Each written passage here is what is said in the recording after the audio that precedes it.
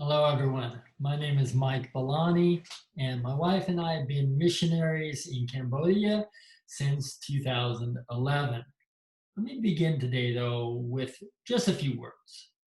Zoom, PCR, quarantine, mRNA, COVID-19. Just a year ago, these words really wouldn't have meant anything to most of us. The word quarantine, of course, we would know, but PCR tests and messenger RNA vaccines and Zoom. Well, these are words that are well known to us now in the time of COVID. COVID has had a profound effect on every aspect of our lives, and so it has had also a profound effect on ministry. And so that's why I'm calling this presentation Ministry in a Time of COVID.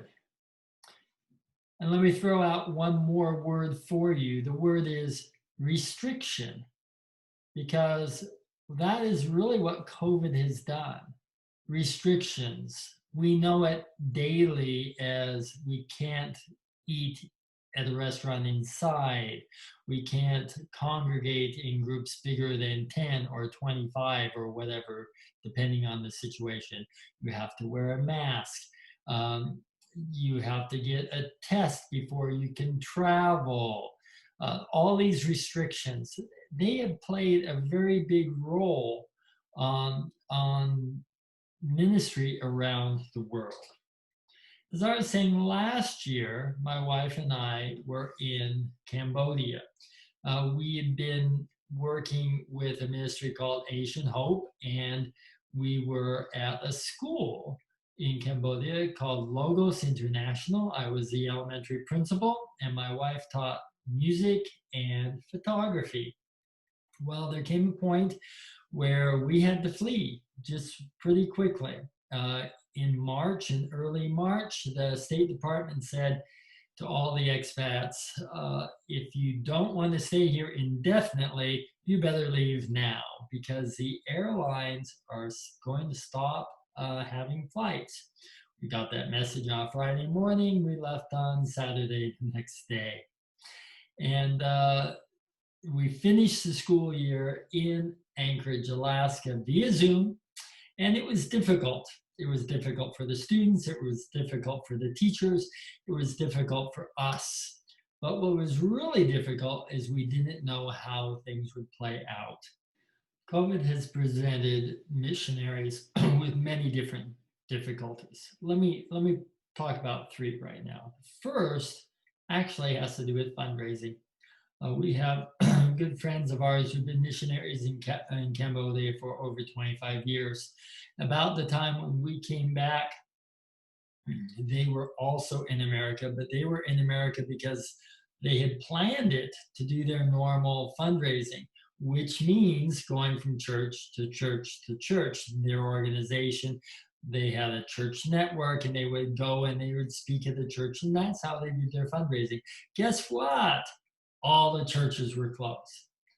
And financially, with the economic slowdown and with so many people out of work, that has been a big blow to ministries around the world, fundraising, having the finances just to do the work. A second thing that really affected my wife and I personally in Cambodia had to do with getting back to Cambodia. When we left, we hadn't planned to stay away forever, and but right now, getting back to Cambodia is really difficult. Let me share with you the entry requirements for going to Cambodia. I think the entry requirements are probably more stringent than at any other place I've seen. First of all, and probably the biggest hurdle, is that you need a business visa to be able to go to Cambodia now. In the old days, you could just arrive and get what they call a visa on demand. You spend $30, you have either a tourist visa or a business visa that you could extend. It was really easy, anyone could do it. Now, only business visas for companies that are pre-approved in Cambodia will do, and you have to get your visa ahead of time from the Cambodian embassy. The nearest one is Washington, D.C. So that's a huge hurdle. Second, we would need to get Cambodian health insurance, a very specific insurance that they created just for this circumstance. Third, when you arrive, you have to deposit $2,000 for miscellaneous COVID expenses that you may accrue there. You can't go to Cambodia at all unless you've had a negative COVID test within 72 hours of your arrival. But then when you arrive in Cambodia, you still have to get another test. Everyone has to take a test. It doesn't matter that you just had a negative COVID test. You all have to get a new test on arrival. And guess what? Then everyone needs to quarantine. If your new test is negative, you get to quarantine for 14 days at your hotel or wherever you are going to be staying. But if your test is positive, you and the entire flight, everyone, if one person on your flight tests positive, you all get to quarantine for 14 days in a government facility. So these are pretty onerous circumstances, not at all fun. I dare say that's put a real crimp. I know for us, it means that our plan to go back this summer and work may very well not happen. Okay, so finances, travel to the country. I also want to mention travel in the country, because once COVID circumstance started, the Cambodian government put into effect an internal tracking mechanism. That is, every expat had to get an app on his phone or her phone that would show where they are. And if you were going to leave the city, like to go to another city to work there or even a vacation there, you had to get approval and check in and check out. You could not just go to a hotel in another city without having that approval ahead of time. So that's really obnoxious and quite a restriction. As I said, the key word is restriction. But restrictions on ministry are not a new thing. The Apostle Paul had several of his own, and I want to share an example from Acts chapter 16. In Acts chapter 16, Paul is on his second missionary journey, and I'm going to begin in verse 6. Paul and his companions traveled throughout the region of Phrygia and Galatia, having been kept by the Holy Spirit from preaching the word in the province of Asia. So we see he had a closed door. He wanted to preach in Asia as well, but it says the Holy Spirit itself stopped him. So he had a closed door there. Going on in verse 7, when they came to the border of Mysia, they tried to enter Bithynia, but the Spirit of Jesus would not allow them to. So we see another closed door. So they passed by Mysia and went down to Troas. During the night, Paul had a vision of a man of Macedonia standing and begging him, "Come over to Macedonia and help us." So after two closed doors, they have an open door, and one unexpected, because he'd never gone to Macedonia. But in this vision, that's a call for him to go and do ministry in a place he never had thought. Verse 10 says, after Paul had seen the vision, we, and that means Luke and Paul and the whole entourage got ready at once to leave for Macedonia, concluding that God had called us to preach the gospel to them. So two closed doors, then an open door, and an open door that was unexpected, but it wasn't unlooked for. I read right over this. So they passed by Mysia and went down to Troas. And there's some special meaning in that. Why did he go to Troas, and what does that indicate? Well, here's a map of his third journey. If you look, Troas is right on the coast of the Aegean Sea. Troas, it turns out, is a great port city. So from Troas, he could travel south on land, or he could take a boat and he could travel across. And so by going to Troas, Paul was really indicating that he wasn't giving up at all, but instead he was looking for the open door that God was going to give him. And I think that is so important for all of us. You know, I'm talking about the restrictions that have been put upon ministry because of COVID, but that doesn't mean that there isn't an open door. And I want to talk about that for us in Cambodia. Meet Ao and Strainier. Ao is very old. He's 100 years old now. When we met him, he was 98, so not that long ago. What they have been doing for a living is going into the swamp and cutting out plants, the edible plants that they could sell. And it's not their swamp, but they would harvest these plants and they would sell them on the market, and they were eking out a living that way. Well, Kirsten has a camera, and her camera has proven to be a great open door in so many respects. And in this respect, just seeing Ao on the street, we asked him how old he was. We asked him if we could take his picture, and that started, as is the case so many times with Kirsten and her camera, that started a relationship. And with that relationship came an opportunity for ministry. But we had to leave very suddenly.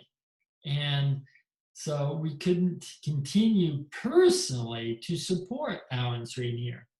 So instead, we enlisted a friend who had a different ministry. Now, these smiley young faces are not old. These are college age students, and they belong to a dorm ministry of a friend of ours named Eric. He provides housing for them, and he's also provides spiritual and discipleship training for them while they're at his housing. And as a result, they're able to go to college in Phnom Penh, whereas they wouldn't be able to anyway. Notice the 4 bags on that moto. That's rice. Whereas we were only serving a few people in this area, when we asked Eric if he could help to continue our work, what happened was he expanded the work. He brought all his energetic young people on board, and as a result, they were able to do more than just give rice, Ao and Srinier. They were able, with that open door, to reach out to other people in the community. And notice how the lady in the front is holding the backpacks. Well, there are children in that community too. And so the ministry became more than just providing food for those who are really poor and really needy, but also school supplies for young students in that community too. So because of the COVID restriction, what has happened actually is that the ministry has grown because we were able to partner with a totally different ministry. He wasn't doing this with his students. So his students have grown in their work and we have grown in our work. And it wouldn't have happened if we hadn't gotten that closed door and been forced to leave Cambodia. There's an example of something similar I want to point out in conclusion. And this has to do with Philip. Philip, we all know Philip from Acts chapter 8, right? And that's Philip and the Ethiopian eunuch.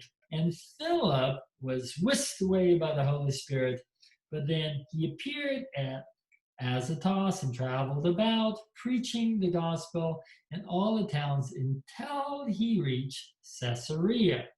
And that's the last we hear of Philip until we get to Acts chapter 28. In Acts chapter 21. And in Acts chapter 21, we find that Paul and his group reached Caesarea and stayed at the house of Philip the evangelist, one of the seven. He had 4 unmarried daughters who prophesied. So quite an amount of time had passed from Acts chapter 8 to Acts chapter 21. At the end of Acts chapter 8, we find that Philip's in Caesarea. In Acts chapter 21, we find that Philip is still in Caesarea, and not only just him, but he's got 4 daughters. My point is this, that God has plans.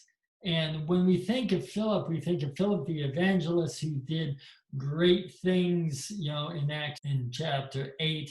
But then God ultimately had a plan for him to go and work in Caesarea.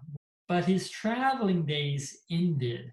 So my point is that restrictions, that he didn't continue traveling, but he settled down. And that's what God had in store for him. The restrictions that we face now in COVID-19, they're not a restriction to God. What we need to do, therefore, if we're feeling a restriction in our ministry, if we're feeling a closed door like Paul did in chapter 16, we need to go to Troas. Mentally and in our heart, going to Troas means looking to God. If this door is closed, that one will be open. Closing the door doesn't mean the end. It means a redirection. We just need to go to Troas mentally and spiritually and look for the redirection that God intends.